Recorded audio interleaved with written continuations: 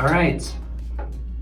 Reyna, welcome to the Headache Doctor podcast. Thank you. And Reyna is the first of what is hopefully kind of maybe a series or mixed within these podcasts. What we'll do is we'll invite patients who have had really cool stories, that life-changing stories that we feel that you, the listener, can relate to. And we've had feedback from you guys asking us to bring on patient stories, because stories are powerful. We can throw data and numbers and research, but really it comes down to, is there someone like me that has gone through the same process and found benefit? So I hope you guys listening will hear some things that you can relate with and connect with in Reyna's story.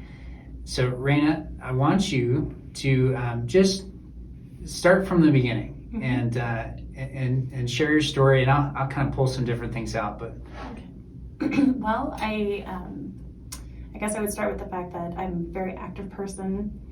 I am involved in a lot of things. I work, but one of the main things that I like to do on the side is play tennis. Not very good tennis, but tennis.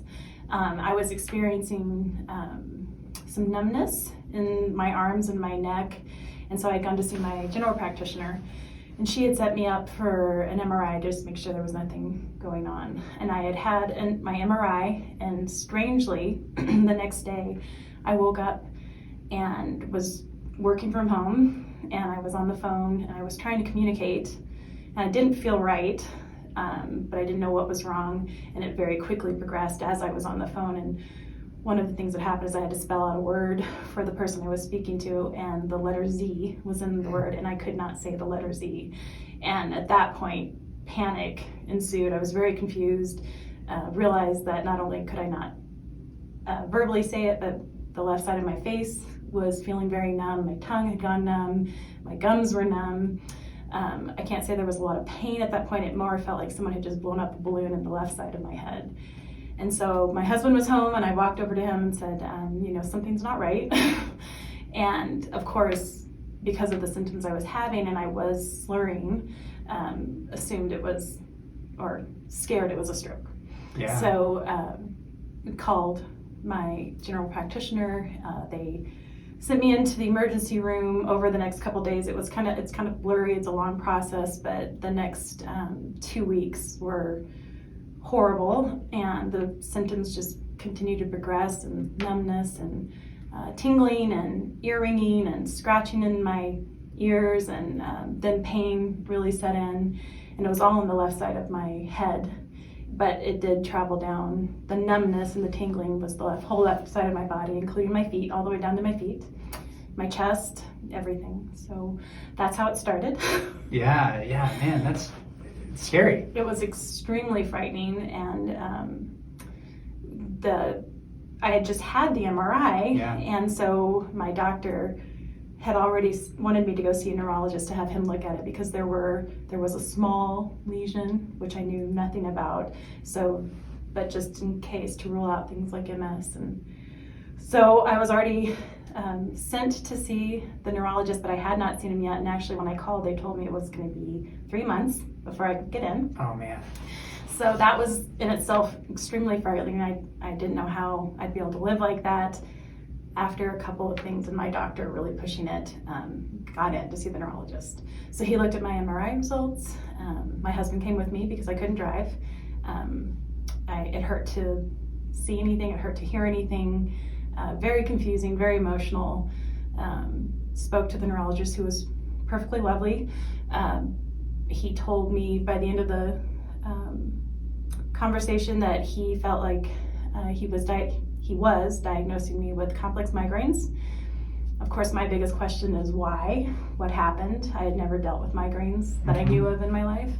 He could not give me an answer for that, and he said, well, we're going to do some further investigation and see what we can find out. So a couple more MRIs later and a whole lot of medications, still had no answers as to what was causing it. Luckily, we were able to rule out things like stroke, MS, and brain tumors and cancer, and all the things that were very, very frightening. Ruled them out, which was wonderful, but there was still no explanation nor a lot of hope for me. Yeah. So, yeah, man, there's a lot there as far as what you had to go through, and that's a lot of the reason I wanted you to share your story here. So, a couple of things. One, you were essentially like in the fetal position in bed. Yeah, for the first couple weeks, I literally would crawl to the bathroom, laid in bed. I couldn't look at anything. I just, everything hurt. Any kind of light coming from the left side, any noise. So yeah, I was completely disabled. I have 2 jobs, and one of them was a part-time job where I was, a theater director. Okay. And taught theater at a local high school, and had to call them and immediately say I cannot even get out of bed. So that put an end to that. I also work with my husband in the financial industry and do a lot of computer work and a lot of phone work. I couldn't do anything. Yeah. So I essentially just laid in bed for weeks until I saw the neurologist, and he did put me on my first medication, which was Propranolol. Yeah. Well, it wasn't propranolol, it was the okay. anti-seizure. Oh, the Topamax. Yes. Yeah. And that was horrid. It did get me out of bed to the point where I could get up and walk around the house. It was very limited, still couldn't look at a phone, look at a computer screen.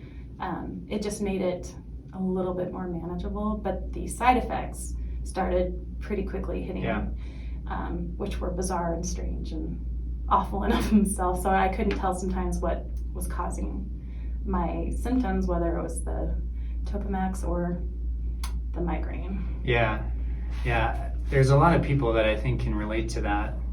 The medication will curb whatever symptoms from the migraine, but you're left with this sort of off feeling. Yeah. Still can't go about your day in a productive manner. No.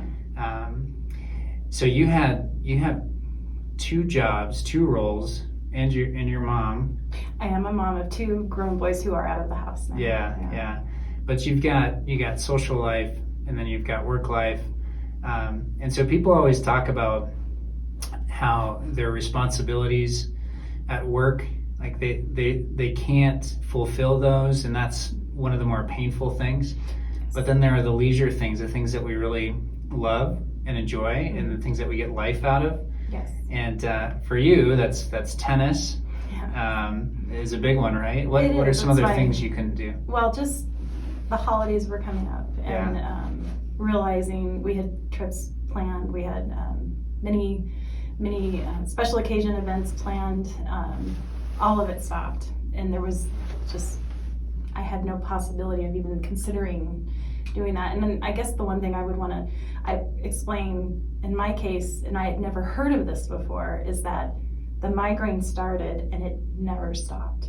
I'd heard of people who had migraines. I've known many people who've had migraines and suffered severely, but they come and go. And mine, which I had never heard of this, that it would just start and never stop. And to try and explain that to people, no, I can't. Or in my case, my husband was having to do a lot of the explaining and trying to explain. No, she can't play tennis. No, she can't teach. No, she can't even text you on the phone because she can't look at a screen. It changed everything. It changed everything. It was completely disabling. Yeah. Wow. So you got multiple MRIs. They're screening for things. They're not finding anything, which is a good thing. Good and bad. Yeah. Which because you don't want the cancer or the MS diagnosis, and so. But there's still no answer as to why, right? Which a lot of people end up being frustrated with, because it feels like there should be an answer why. So you're searching, and then where did your mind go? You told me it was more like I need more of a natural option, something different. What had happened was, so we had tried the Topamax. That wasn't working because of the side effects took me off. But that put me on the, I can't say it, propranolol. Yeah. That's the one I was on the longest. And that's a blood pressure medication, and I have very low blood pressure, so it made me very, very tired. It helped a little, but not that much. He was ready to put me on antidepressant medication because all of these are known to maybe help. And what had happened was my last visit with him, I was speaking with him and I said, I feel, is anything going to work? Because I can't live like this. And he said, well, don't lose hope. He said, we've got about 20 other medications we can try. And I had already gone through 3 or 4, and I knew the trials of just trying those and figuring out the side effects and how it was going to affect you. And that was miserable. And I thought, okay, 20 more. And how long will this take? And he said, but let's do this. We can go, straight past go, and let's get you scheduled for Botox. Yeah. And I had heard about Botox for migraines, but insurance won't cover it unless you've tried all these other medications. And the idea scared me. I mean, toxin is in the name of Botox, so I'm like, okay. And so I started doing research on that, and we had scheduled the appointment. And I was reading how you had to do it every 3 months, and sometimes it works, and it usually takes about 3 sessions, which is 9 months away before people really start seeing the effects. And then usually it lasts only a couple of years before it quits working. So I just didn't see how that was a viable solution. 20 shots in your scalp and your neck and not knowing if it was even going to work. And so I started looking for alternative researching on the internet. My husband and I did, because I could kind of side-eye a phone for about 2 minutes before I couldn't look at it anymore. And chiropractic, I can't say it, came up, looked at that. That made me a little bit nervous. I've never seen a chiropractor before. But in that search, Novera Headache Center came up.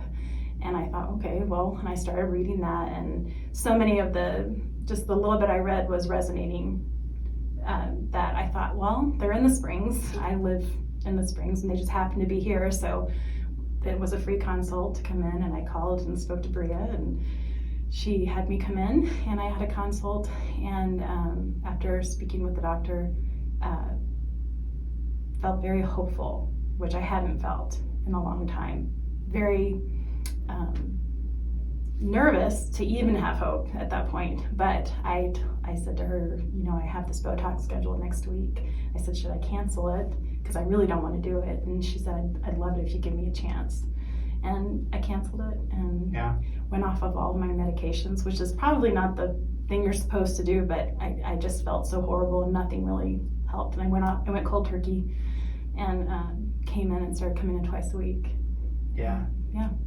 So from that first interaction, having a little bit of hope, talk us through, like, how long did it take before you're like, oh, there's some progress here, or there's something here? I was just looking back at my calendar on my phone to try and put some dates together, and I came here early January, started coming twice a week. I think I started kind of stepping my toes in the water, going out and trying to be social probably about 5 weeks in, because I was feeling that much better. So I'd say about 5 to 6 weeks. One of the main problems I was having when I was trying to work was the confusion. I couldn't speak. The slurring had gone. I could say words, but coherently thinking was hard.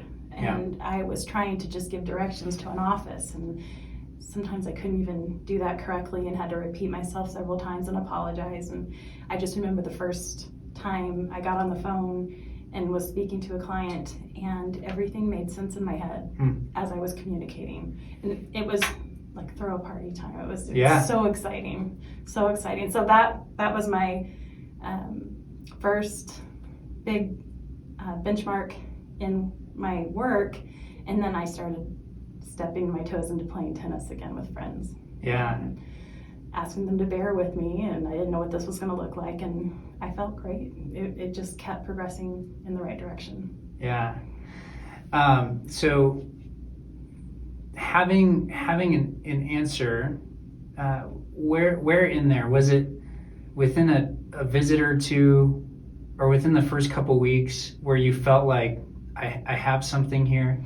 Even the first consult, because she had me lay out on the table, and she said, I can't promise you this is going to work, but if I can recreate that pain, which doesn't sound like a good thing, but if I can recreate it by manipulating your neck or touching your neck in certain ways, then we know that this is a physical thing. This is in your structure. Yeah. I'm not going to use the right verbiage. And she pressed a few things, and I just felt it shoot all the way up to the top of my head. And I said, well, that's it. And she said, well, then I really think we can help you. Yeah. And it made sense because nothing else, the medications, nothing was doing what I had hoped it would do. And the philosophy of something's going on in your neck, and which is now creating problems with your nerves, it all made so much more sense than it just happens. Right. And take this medication, sign up for Botox. This is your new life. Yeah. Yeah. Man. No. Wow. So where are you at today? Where I am today, I am now, I guess what we would call in the maintenance mode. I come in once a month. I think that started 2 months ago. I would say I am 95%, Yeah. which is amazing because for months I was at 30% is what I would say if I was lucky. And so I would say I'm 95%. I still have the occasional pain or Pressure. Yeah. but it's so much more manageable. I do my physical exercises, therapy exercises every morning, every night. That keeps things in check, and when I feel like things are particularly kind of flaring up, the SAMS unit, Yeah.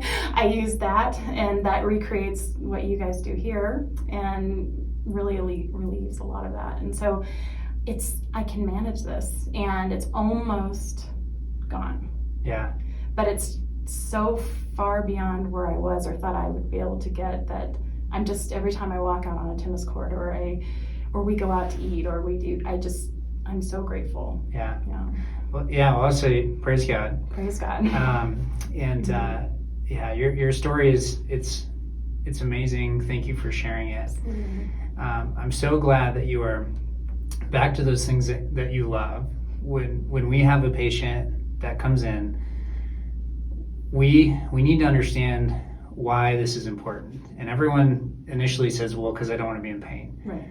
But what they really want is, you want to play tennis, you want to have your health back, you want to have your social life, you want to look forward to holidays and not have to think, is this going to be ruined by my migraine symptoms? Yeah.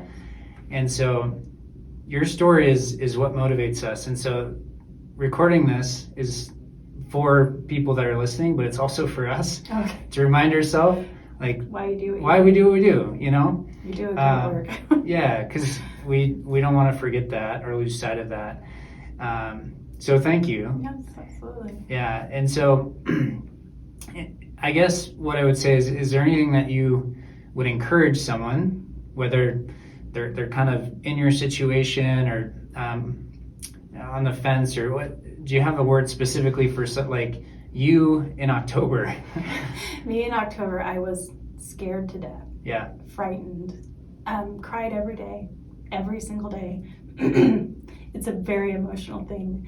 And you can live your life and you can make the best of it and you try and be positive, but it was very hard to keep a good attitude and think, well, I'll just get through this, because it didn't seem like there was anything that was really going to get me through it. And so I was trying to mentally adjust to my new life of medications and arranging everything around it. Yeah. So what I would say to anybody, it may not be my circumstance. Like I said, I still haven't met another person who had it hit them this hard, but I do know people who suffer horrendously. And quite frankly, I've been preaching, I've been singing your praises to anyone who will listen. So is my husband. He said I'm going to send them a bouquet of a dozen roses just to say thank you, because he lost his wife for a while. The emotional toll it takes on your family is very hard.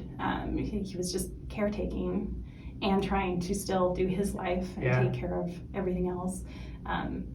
It's extremely scary. And to have that fear lifted and removed, there are still times where I'll get a twinge of something and I'm not going to lie, I panic. Yeah. But that is so few and far between now. And I just feel like if things were to get rough, if something took a turn for the worse, I can come back. We can get a little more intensive with the therapy, but I don't think that's going to happen. Yeah. Yeah. So the message is, don't give up hope. Don't give up hope. There are options. There is a solution. There are options. Yeah, and you don't have to you don't have to live like that. Yeah. And I'll tell you what, Reyna, if you came to us and we were not that, we would work to find whatever that is for you. And so our philosophy is we don't just send, we never send people away and say, well, we don't know what it is, and so it's just your problem now. And so when that does happen, we figure out what the underlying problem is and how we need to fix that. So, but in your situation, yeah, we're fortunate to be able to come alongside you and help you with that. Yeah. And but it took you making that step, trusting us with this process, and so we appreciate that. Absolutely. Yeah, thank you so much for sharing your story and being on the Headache Doctor podcast. Well, thanks for having me.